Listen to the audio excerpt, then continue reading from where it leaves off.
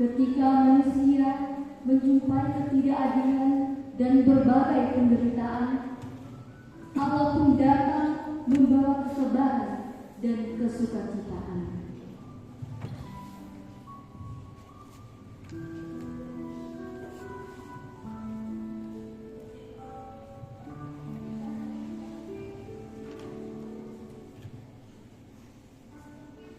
Kini di rumahmu yang kudus ada kepercayaan yang terpadu dalam harapan akan terwujudnya suatu kehidupan yang berpengalaman.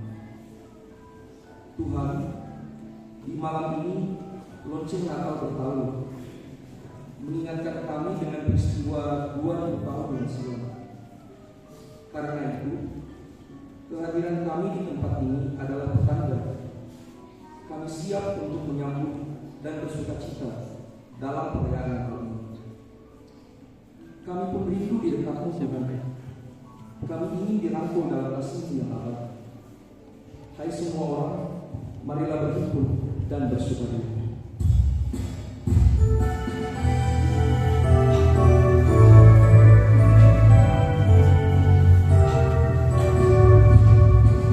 Hãy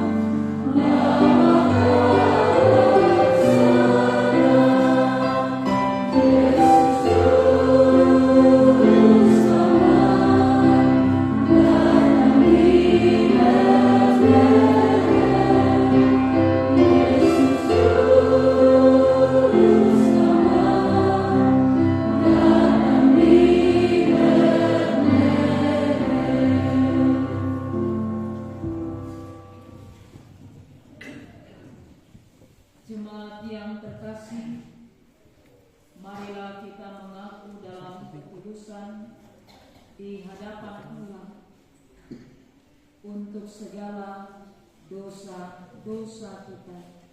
Demikian.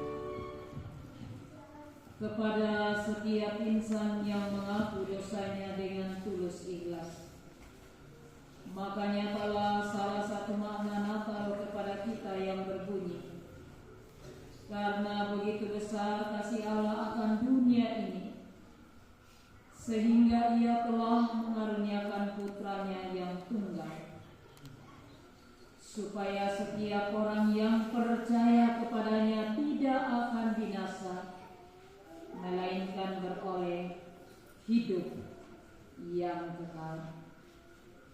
Amin. Tuhanku,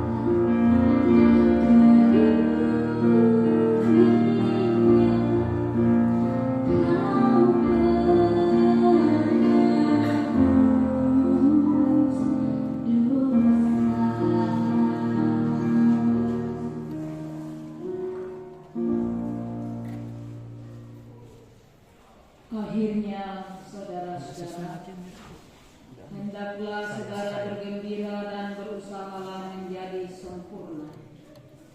Terimalah segala nasihat yang benar dan hendaklah jemaat sehati, hidup bersama dan rukun. Allah yang Maha Kasih dan Pendamai itu akan menyertai kamu sekalian. Amin.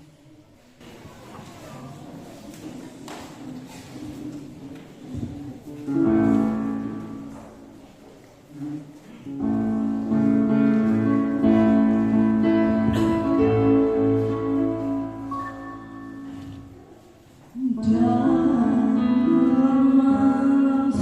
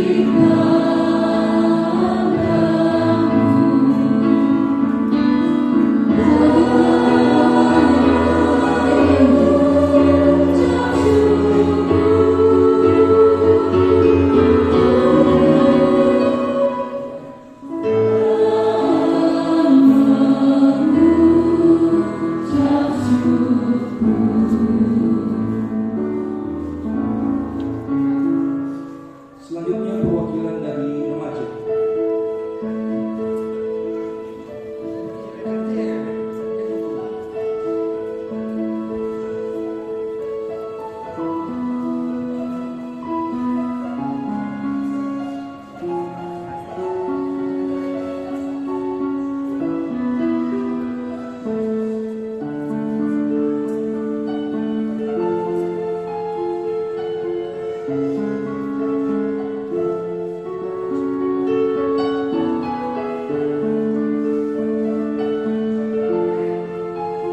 penyanyi terakhir, kami persilakan kepada Ibu Pendeta.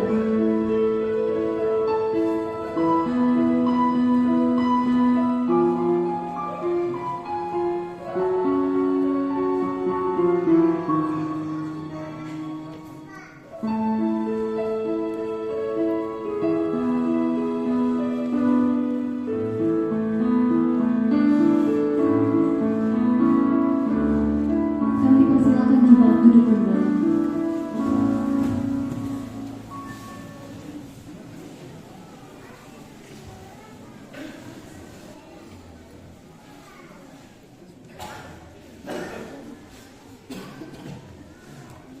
Marilah kita satu di dalam doa. Kita berdoa. Firman Allah adalah dasar dan pelita bagi seluruh kehidupan kami. Firman-Mu ya Allah telah menjadi manusia, dan beritanya selalu segar ya Tuhan, untuk kami baca dan dengar pada malam hari ini. Ya Roh Kudus, kuasailah kehidupan kami. Kuasailah ruangan hati kami. Kuasailah seluruh peribadahan pada malam hari ini. Agar hati dan pikiran kami tertuju pada firman yang akan kami baca dan dengar. Bersabdalah ya Bapa, kami siap untuk mendengarnya. Di dalam Putra Natal, kami bersyukur kepada Bapa di surga. Amin. Bapak, Ibu, saudara-saudara yang terkasih di dalam Tuhan, pembacaan kita pada malam hari ini dalam Lukas 2 ayat 1 sampai 7.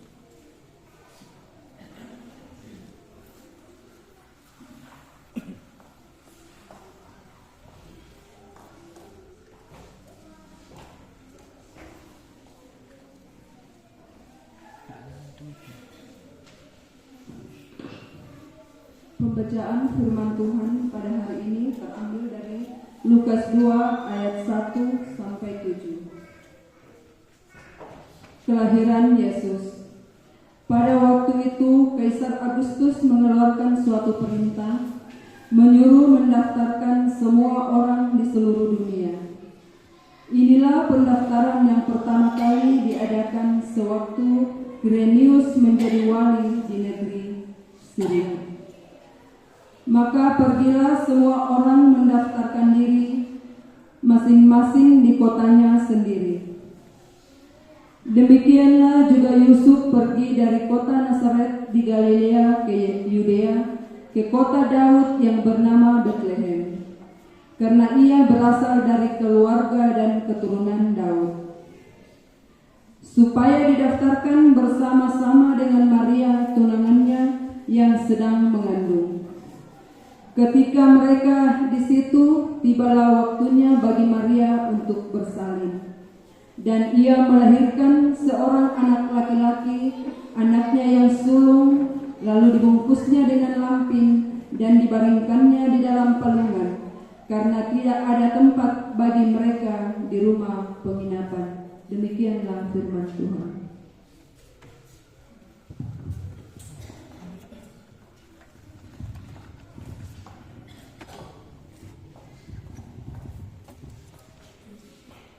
Demikianlah pembacaan firman Tuhan. Berbahagialah yang merenungkan Taurat Tuhan siang ataupun malam. Haleluya.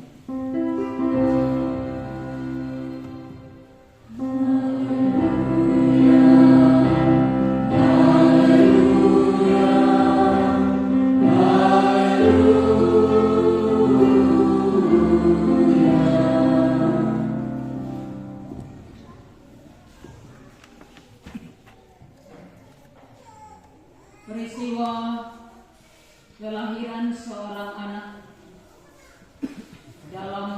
satu rumah tangga yang sangat dirindukan pastilah membawa rasa syukur dan sukacita. Bisa saja orang berkata, adakah kelahiran yang mendukacitakan dan membawa orang tidak senang dan gembira? Tentu dalam fakta kehidupan di jagat raya ini ada begitu banyak peristiwa kelahiran yang tidak diinginkan. Peristiwa kelahiran yang dicatat oleh Injil Lukas sebenarnya juga menjadi sebuah peristiwa yang tidak dirindukan oleh dunia. Maria seorang perawan dan Yusuf yang tidak pernah bersetubuh dengan seorang perempuan.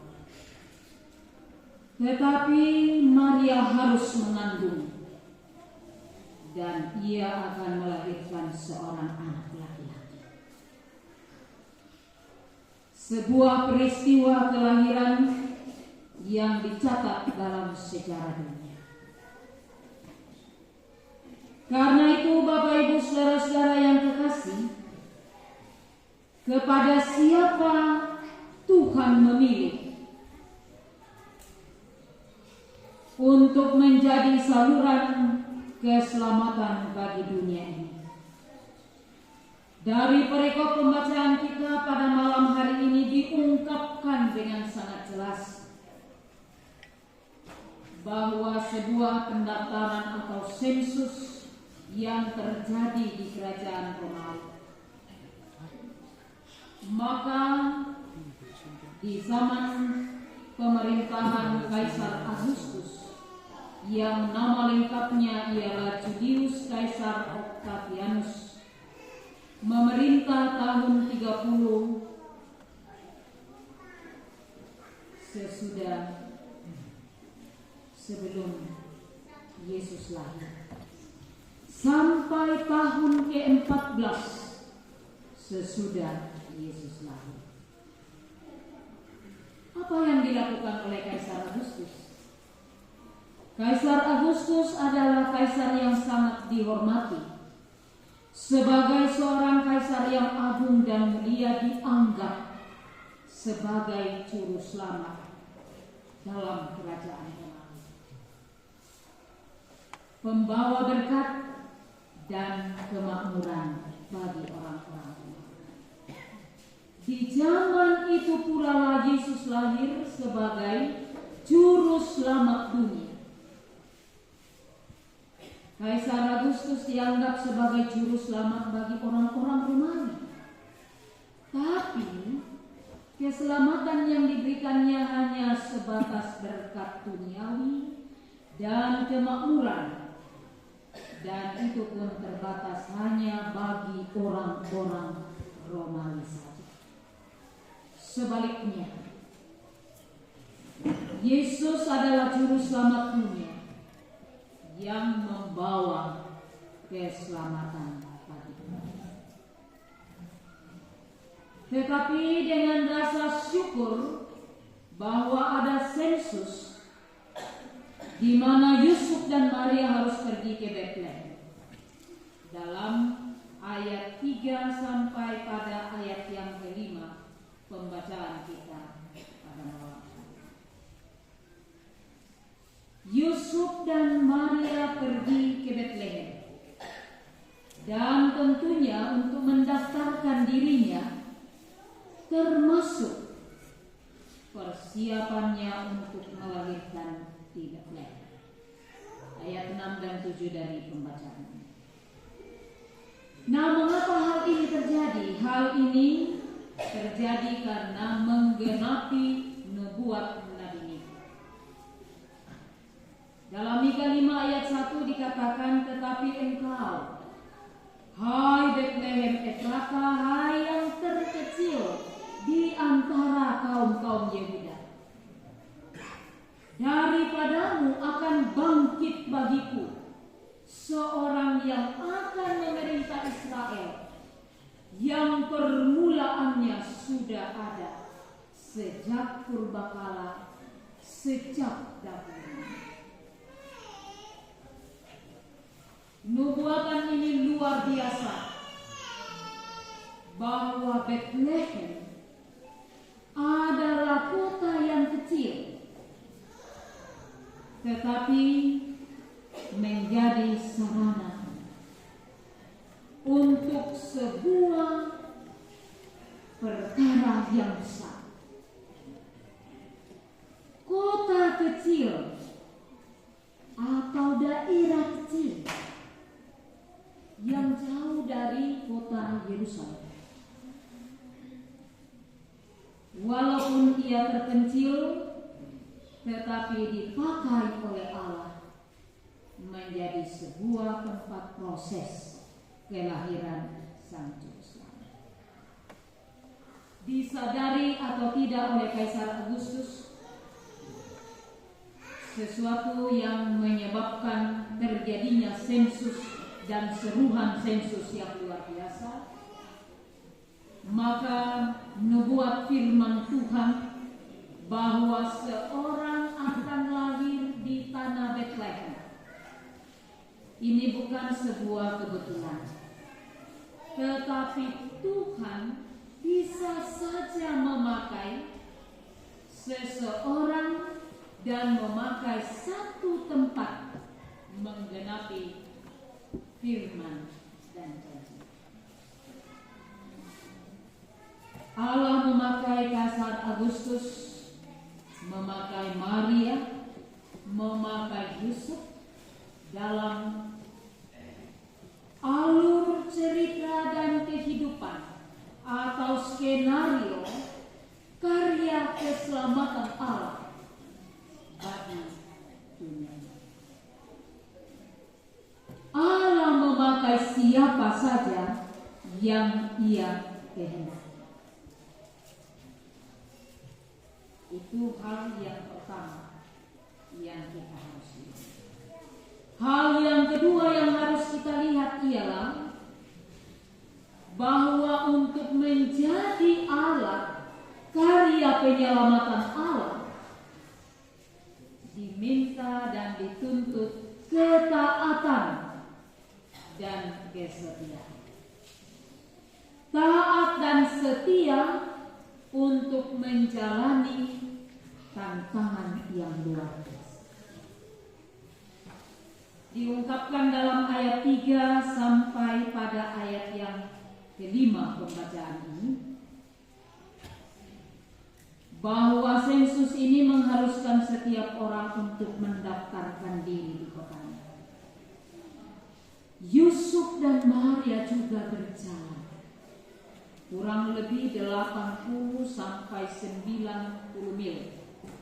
Itu kalau di kilometerkan kira-kira 128 kilometer.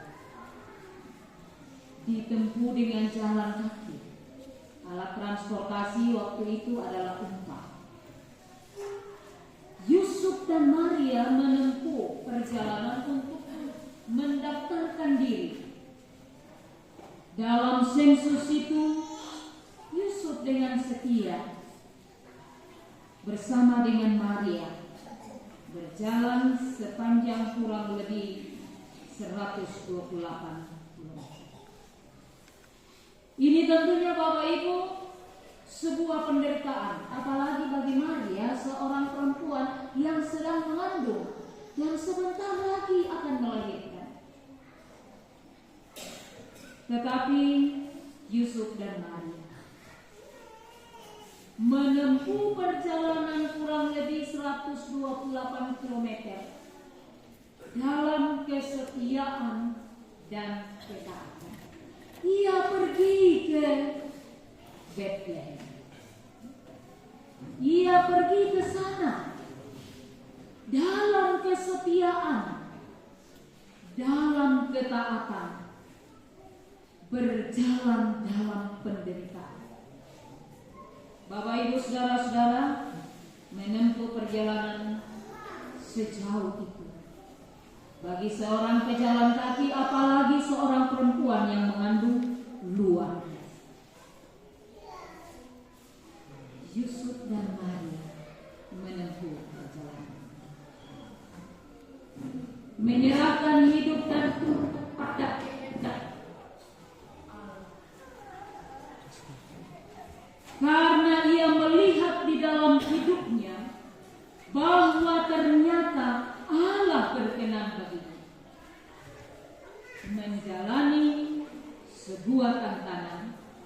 tidak lama. Perjalanan ke dusun Bethlehem itu ditempuhnya dengan rasa syukur. Dan karena itu ia hanya mampu menjalani tantangan itu karena ia mengenal dan ia tahu benar apa yang Tuhan telah katakan. Ketika Bapak Ibu menjalani tantangan yang luar biasa dalam kehidupan, tentunya Bapak Ibu bahwa ada begitu banyak pertimbangan yang akan kita katakan ketika kita diberikan bahwa engkau mengerjakan pekerjaan ini tapi tantangannya seperti ini. Banyak orang bisa mundur. Anak-anak kita kalau menawarkan diri pada salah satu perusahaan dan dikatakan kepadanya, you bekerja di tempat ini.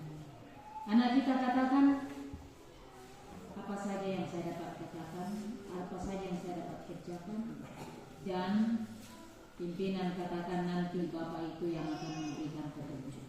Silahkan ke ruangan sebelah. Anak kita lalu pergi ke ruangan sebelah dan sampai di sana dikatakan bahwa pekerjaan yang engkau akan kerjakan seperti ini dan seterusnya. Sedikit menunduk mungkin seraya berpikir.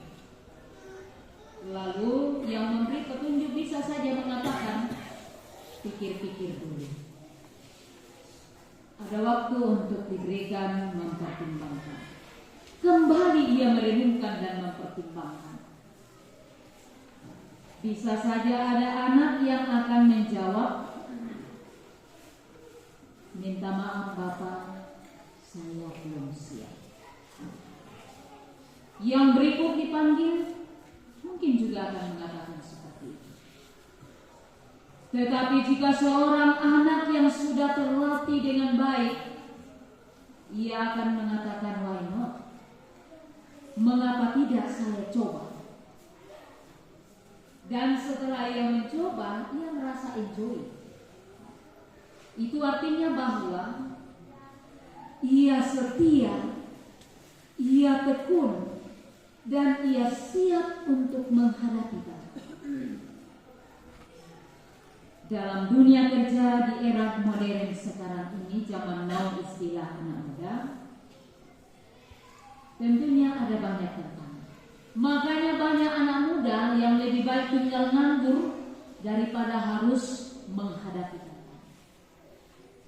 Tetapi ketika ia merenungkan di dalam dirinya sejauh mana dan berapa lama ia harus tinggal seperti itu. Kalau ia seorang anak yang dewasa, maka ia akan berpikir jauh ke depan. Kalau papa mamaku masih kuat, yes, aku masih bisa. Tapi bagaimana, tanda tanya, kalau papa mama sudah tidak bisa lagi dan sudah tidak kuat lagi? Apakah masih dapat mengatakan yes, yes? Ya teleponan mudah.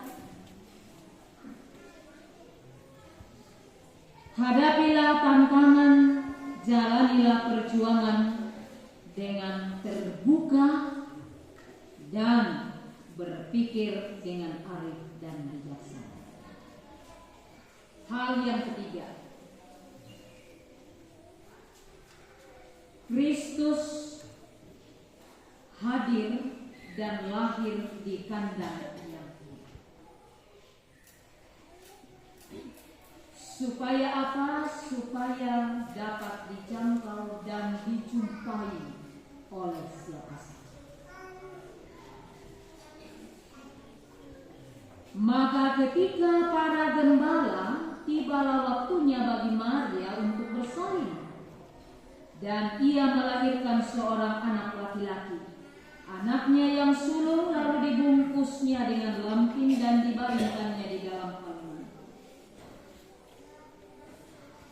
muncul pertanyaan. Mengapa kelahiran seorang Raja Damai lahir dalam kehidupan? Mengapa Allah yang adalah juru selamat lahir dalam tempat yang tidak berkelas? Ini satu pertanyaan yang harus direnungkan dengan baik. Kesederhanaan, kerendahan hati, itulah sesungguhnya inti dan tujuan utama kehadirannya dan kelahirannya di dalam dunia. Dibungkus dengan lampin terbaring dalam palungan di sebuah kandang hewan yang kecil. Itu menjadi simbol kerendahan dan kesederhanaan. Bukan dengan gegap gempita, bukan dengan mercon, bukan dengan petasan. Itu bukan gaya Natal.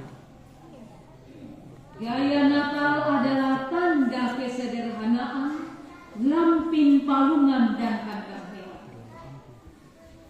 Kelahirannya di kandang hewan ini menunjukkan kepada dunia dan kita sekalian bahwa peristiwa kelahiran Natal adalah peristiwa yang sangat sederhana. Peristiwa kelahiran Natal adalah peristiwa yang bersahaja, yang bersedia untuk membuka hati, membuka pikiran, yang bersedia untuk memuliakan Tuhan di tempat yang kecil, di dusun yang kecil, yang terpencil, tetapi justru dipakai oleh Allah untuk menjadi sarana besar. Bapak Ibu saudara-saudara, ini yang menjadi kabar baik dari peristiwa ini. Itu yang menjadi kabar sukacita bagi para jemaat. Sehingga lahir tema,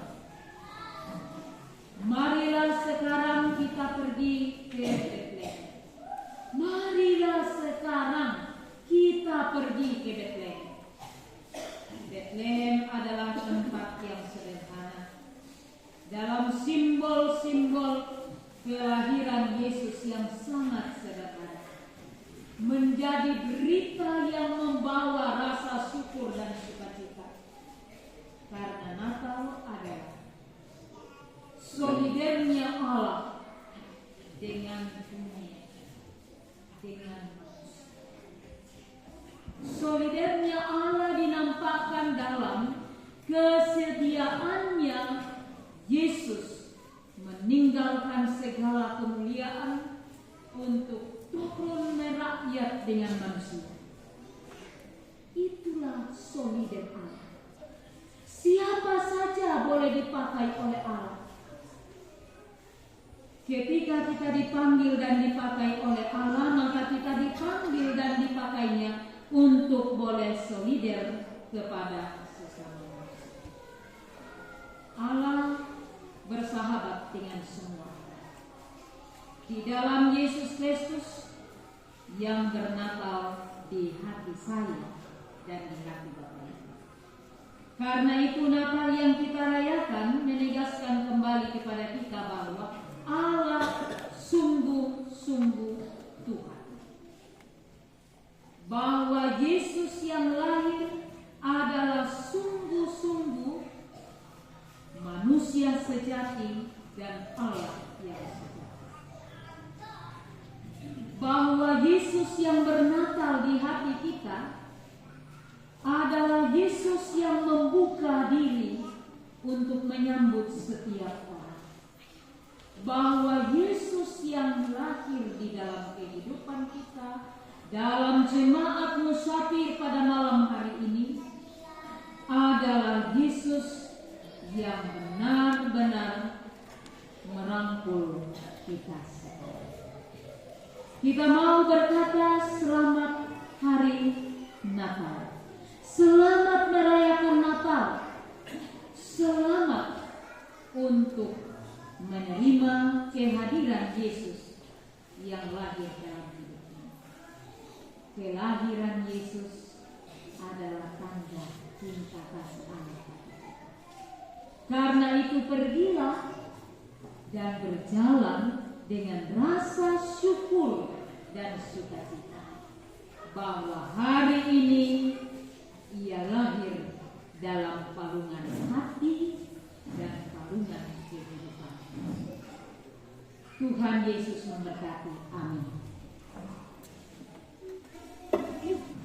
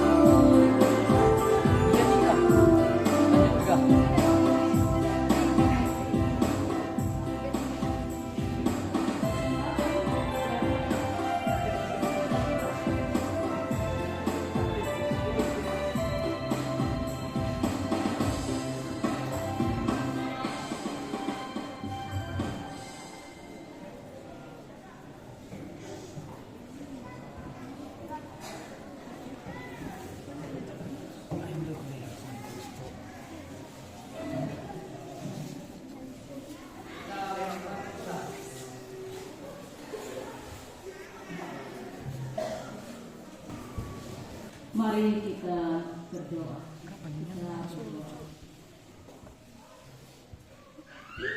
Terpujilah Engkau ya Putra Natal Yesus Kristus, yang telah lahir bersahaja dalam kehidupan kami. Terima kasih untuk sabda-Mu yang boleh kami hayati pada malam hari ini. Kiranya kami bergegas untuk pergi dan melakukan segala sesuatu yang Tuhan katakan dalam seluruh perkara kehidupan ini. Kami menyerahkan kepadamu orang tua kekasih kami Bapak Edi yang tidak ada bersama-sama dengan kami dalam beribadah Natal tadi pagi dan juga dalam perayaan Natal malam ini. Ya Bapa, bagimulah kekuasaan dan kekuatan. Karenanya ya Tuhan, darimu pula kami memohon Tuhan, Engkau teguhkan dan kuatkan dia dalam mengikut dan mengiring Engkau Tuhan Yesus di tengah-tengah kelemahan fisik saat ini. Kami percaya bahwa kabar baik, berita sukacita Natal akan selalu menyegarkan dia dan meneguhkan imannya untuk terus bertahan mengiring Engkau ya Allah dalam perkara kehidupan dan kesempatan hidup yang Tuhan anugerahkan baginya. Berkati semua anak-anaknya dan cucu-cucunya dengan rasa syukur dan sukacita mendampingi, melayani, memberi perhatian dan bergumul bersama di tengah-tengah gumul yang dihadapi orang tua kekasih kami. Kami pun berdoa ya Tuhan untuk Mama Lydia yang masih mendampingi orang tua di Makassar saat ini. Engkau hadir ya Bapa dalam seluruh pergumulan kehidupan ayah kekasih yang terbaring dalam kelemahan. Kami percaya bahwa anak-anak, cucu-cucunya Tuhan dan keluarganya, kami semua mendukungnya dan menopangnya. Tuhan, kuatkan iman dan pengharapannya. Kami berdoa ya Bapa untuk semua anak-anak-Mu dan keluarga-keluarga yang boleh kembali dari rantau dan berjumpa dengan orang tua, berjumpa dengan keluarga di Sumaroro ini. Dalam kasih-Mu ya Tuhan, mereka akrab bersyukur memuliakan Engkau di malam raya Natal ini. Ya Bapa Surgawi, semua panitia kami bawa kepada. Terima kasih untuk karya bakti, untuk seluruh pelayanan dan perhatian yang tentunya Bapa menjadi sebuah persembahan hidup yang berkenan bagimu. Berkati hamba-hamba-Mu para majelis jemaat, berkati para orang tua, ayah dan ibu, berkati semua generasi muda, anak-anak dan remaja. Kami berdoa untuk para lansia, Tuhan tolong dan kuatkan yang sempat hadir pada malam hari ini ataupun yang tidak sempat hadir. Rumah mereka masing-masing ya Allah, sukacita dan damai Natal bersama dengan mereka. Ya Bapa Surgawi, inilah doa syukur kami. Kami membawa persembahan ini ke dalam tangan kasih-Mu. Karena kami percaya bahwa dari Allah, oleh Allah, dan kepada Allah pula kami persembahkan segala sesuatu yang kami terima.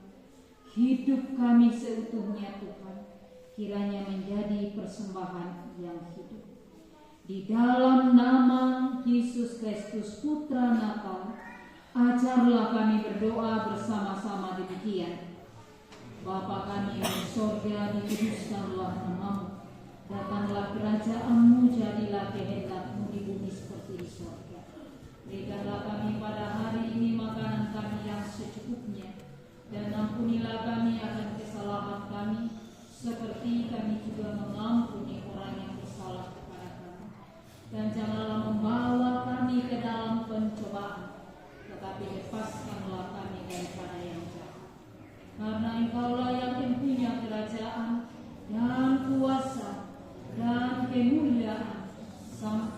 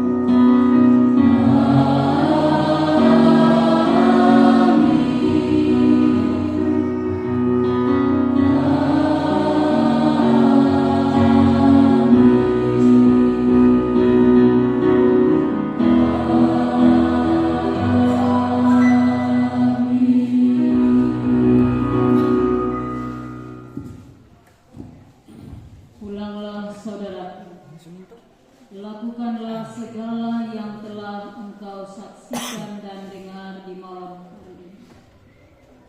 Pergilah, tunaikanlah tugas baktimu dalam karya pada kesempatan yang Tuhan karuniakan. Arahkan hatimu dan terimalah berkat Tuhan. Tuhan memberkati dan melindungimu. Ia menghadapkan wajahnya kepadamu dan memberimu kasih karunia. Ia menghadapkan wajahnya kepadamu dan memberimu damai sejahtera. Malam ini kekal selama-lamanya. Amin.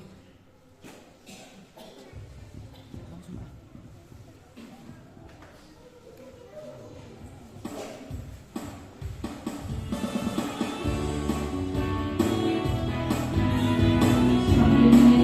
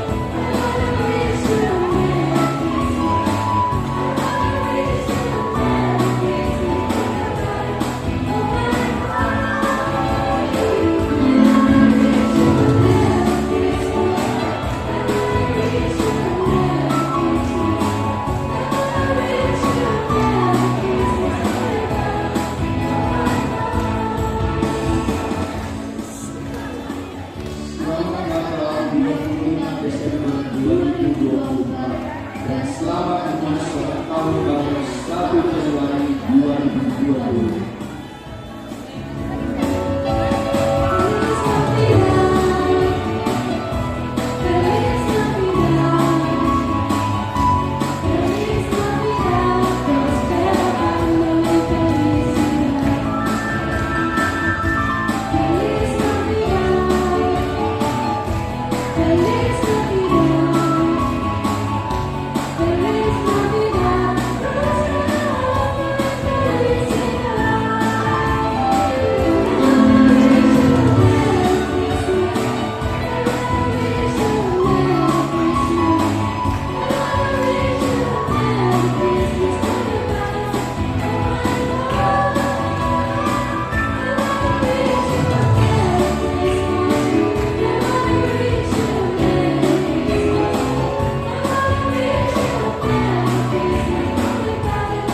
Dia lagi dengan kami, mau enggak? Oh, dia untuk lain.